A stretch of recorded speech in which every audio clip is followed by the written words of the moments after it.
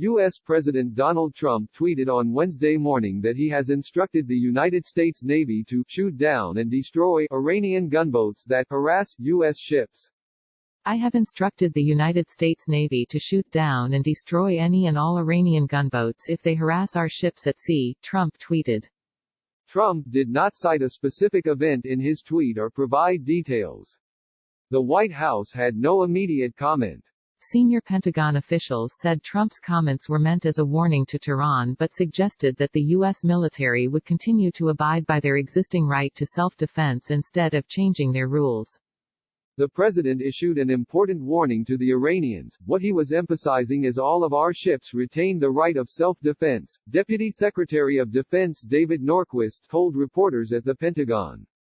Following Trump's tweet, an Iranian armed forces spokesman said the U.S. should focus on saving its military from the coronavirus.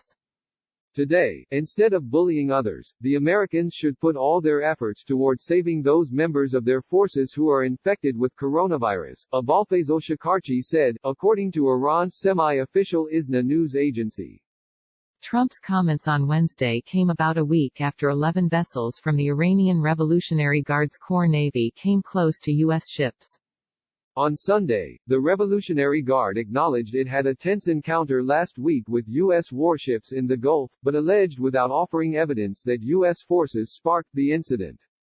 Iranian and U.S. vessels routinely have tense encounters in the Gulf and its narrow mouth, the Strait of Hormuz, through which 20% of the world's oil passes. Earlier on Wednesday, the Revolutionary Guard said it had put the country's first military satellite into orbit, dramatically unveiling what experts described as a secret space program with a surprise launch that came amid wider tensions with the U.S. The satellite orbited the Earth at 425 kilometers (264 miles), said the Elite Forces official website.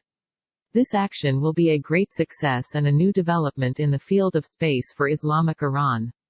The launch immediately raised concerns among experts on whether the technology used could help Iran develop intercontinental ballistic missiles.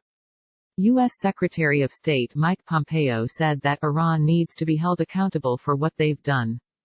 They have now had a military organization that the United States has designated a terrorist attempt to launch a satellite, Pompeo said at a news conference. Tensions between the U.S. and Iran have escalated since Trump pulled the U.S. out of the landmark Iran nuclear deal in 2018 and reimposed crippling sanctions.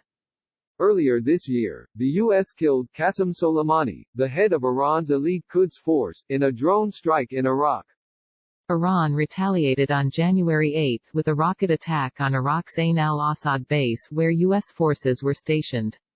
No U.S. troops were killed or faced immediate bodily injury, but more than 100 were later diagnosed with traumatic brain injury.